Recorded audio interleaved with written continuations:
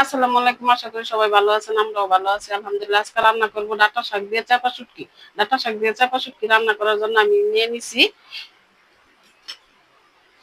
ছোট ছোট আলু কুচি করে, রসুন কুচি, কাঁচামরিচ কুচি, পেঁয়াজ কুচি। আর এই চাপা শুটকি আমি তো নিয়ে নিছি এই বড় চাপাটা, আপনারা চাইলে ছোটটা দিয়েও রান্না করতে পারেন। আর নিয়ে নিছি ডাঁটা শাক। চুলাটাকে জ্বালায় নি,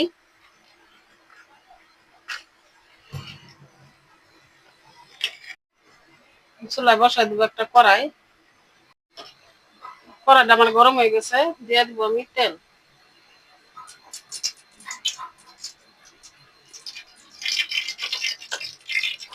দিয়ে দিব আমি পেঁয়াজ কুচি।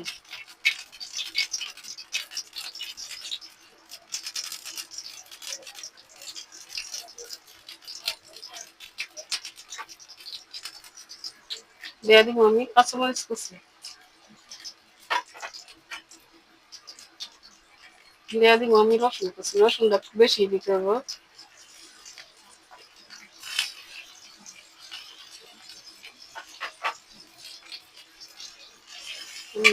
লাইরা পেঁয়াজ রসুন দিয়ে ভাজা নিব।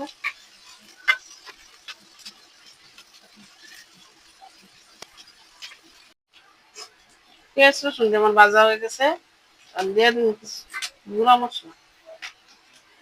গুঁড়া মশলা আমি নিছি হলুদ গুঁড়া, লাল মরিচের গুঁড়া, ধনিয়া গুঁড়া, লবণ।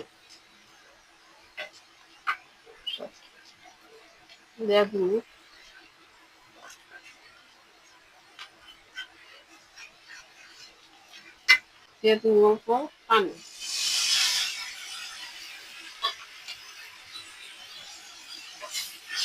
মশলাটা লাইরা কষা নিব।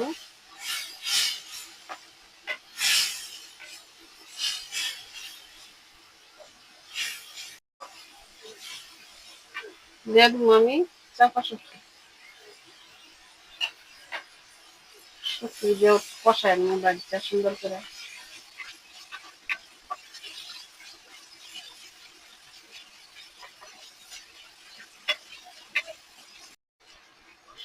শুটকি দিয়ে আমার কষা নিয়ে গেছে, আমি দিয়ে দিব একটা আলু।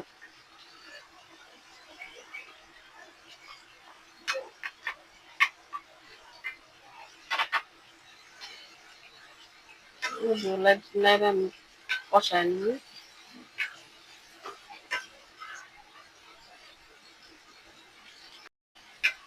আলু দিয়ে আমার কষা নিয়ে গেছে, দিয়ে দিব এখন একটা ধুয়ে রাখা শাক।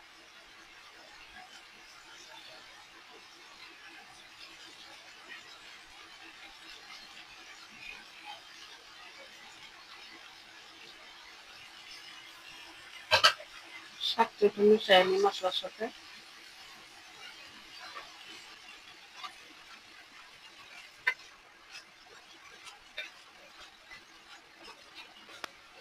একটু ভালো করে মিশিয়ে নিছি। দিয়ে দিব এখন অল্প পানি।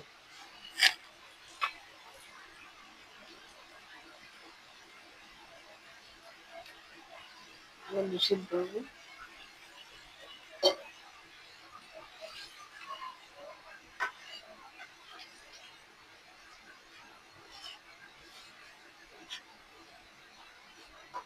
ঢাকনা দিয়ে ঢাকি আমি 10 মিনিট রান্না করি। 10 মিনিট রান্না করলে হয়ে যাব তরকারি।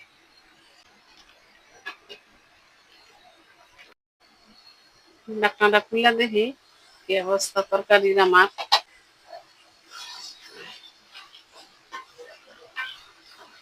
তরকারিটা তো শুকনা শুকনাই করতে হবো, আর একটু পানি শুকাইতে হবো।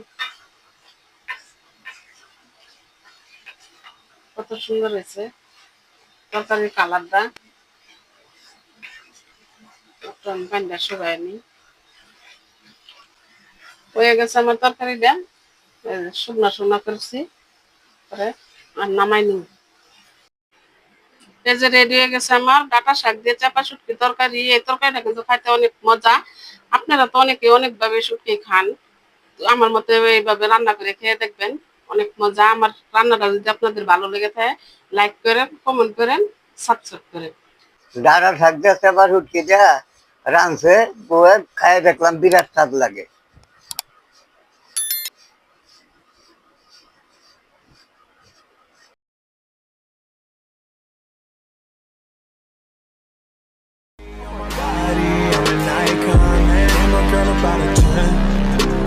कर